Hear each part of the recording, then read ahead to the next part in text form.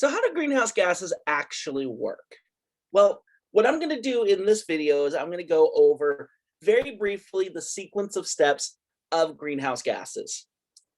So it all begins with the sun.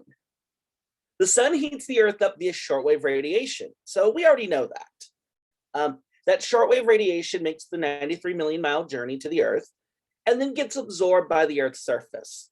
Now, anything that absorbs radiation, any type of radiation, heats up.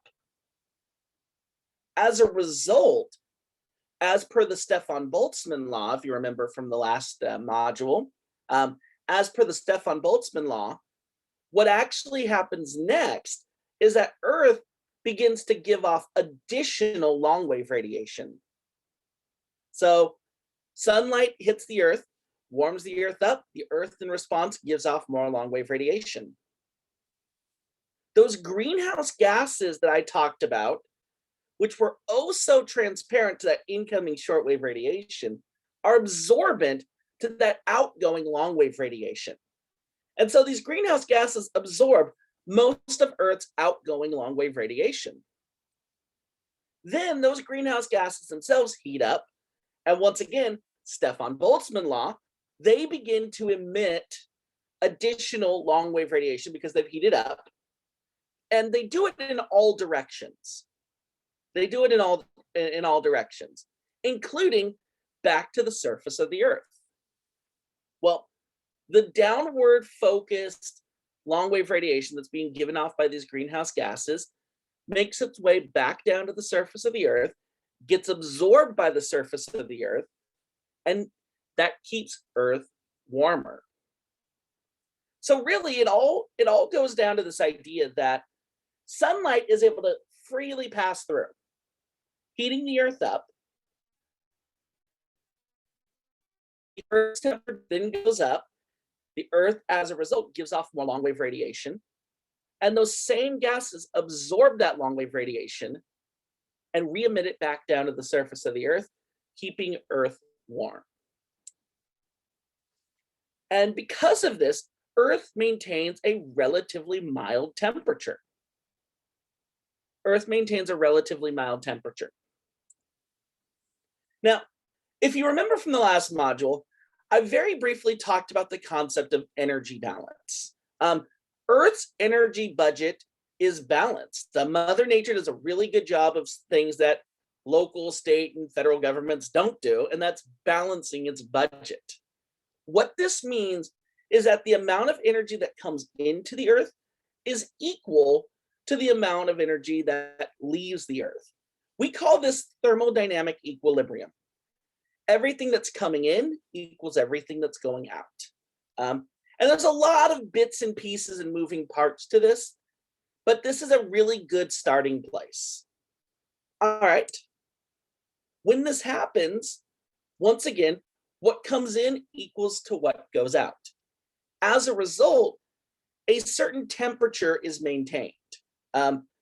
For here on the surface of Earth, the average temperature is 15 degrees Celsius. And then just for us Yanks, let me also write this down in Fahrenheit, or 59 degrees Fahrenheit. And so this energy balance is maintained at a certain temperature. Think about like a checking account. If you have income and spending that are equal to each other, whatever the initial balance of your checking account was, let's say it's $200, remains $200 at the end of that income and spending time. The overall result is the balance does not change. Well, the same is true here. All right, now let's throw some greenhouse gases out of the system. Now, if we were to remove greenhouse gases, that would not change anything about the amount of sunlight we receive. Greenhouse gases let sunlight in. Even without them, that sunlight would still come in.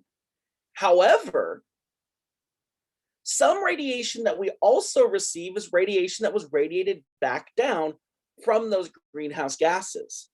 As a result, the amount of radiation that Earth receives at its surface now becomes less. It now becomes less.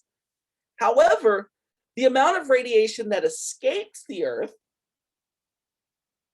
roughly stays the same.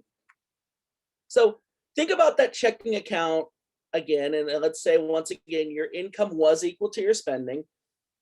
And then let's say 1 month you had to take a few days off, or something like that happened. You had to take a few days off, or you got a pay cut, or something unpleasant happened, and therefore you make less money. However, your rent, your bills, your food, all that stuff are all the same. So your expenses are the same. In this case, what's going in is less than what's coming out. Well, in that case, your bank account balance is going to decline, right? If you made $2,000 and spent $2,050, your bank account balance at the end of the month is going to be $50 less than what it was at the beginning of the month. Well, the same thing happens to the surface of the Earth. What happens is Earth's average surface temperature begins to decrease, just like the balance in your checking account begins to decrease. Now, I'm not a finance teacher, but if that change in your income was a permanent change, maybe you got a different job, maybe you had to cut your hours to go to school more, to attend more schooling. Maybe, unfortunately, you just had to get your hours cut because of cutbacks or whatever. Well, for 1 month, usually you can survive 1 month and maintain the expenses that you had.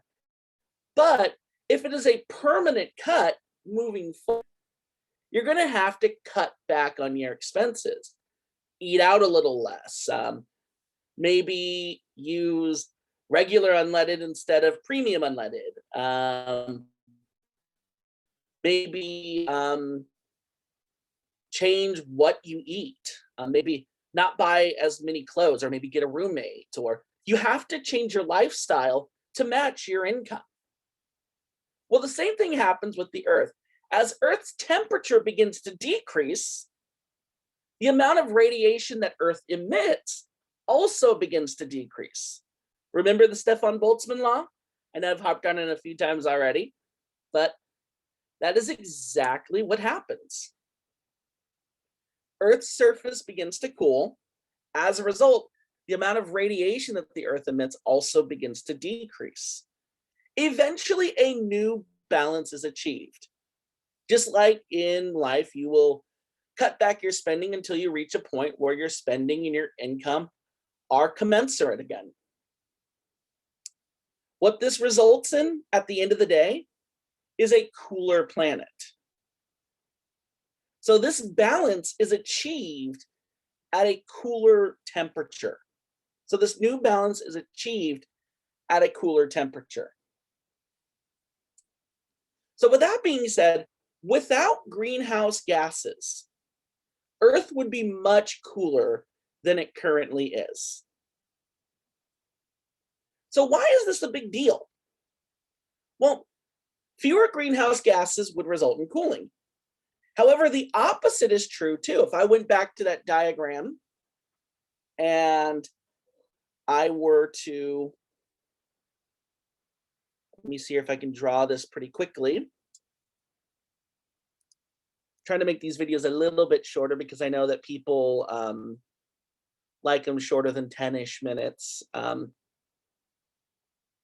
So let's say this is the amount of radiation that the Earth is giving off.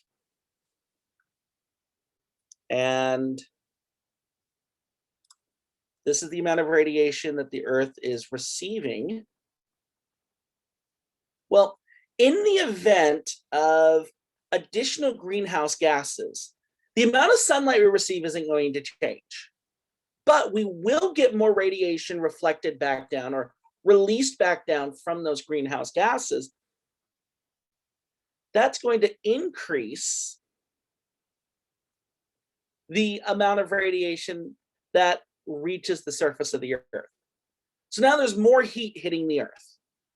As a result, Earth's temperature goes up. As Earth's temperature goes up, the amount of radiation that the Earth emits is also going to go up. The amount of radiation that the Earth emits is also going to go up. And the end result is a warmer temperature. So just like in the demonstration, if I removed all greenhouse gases, Earth would cool. If I add more greenhouse gases, Earth would warm.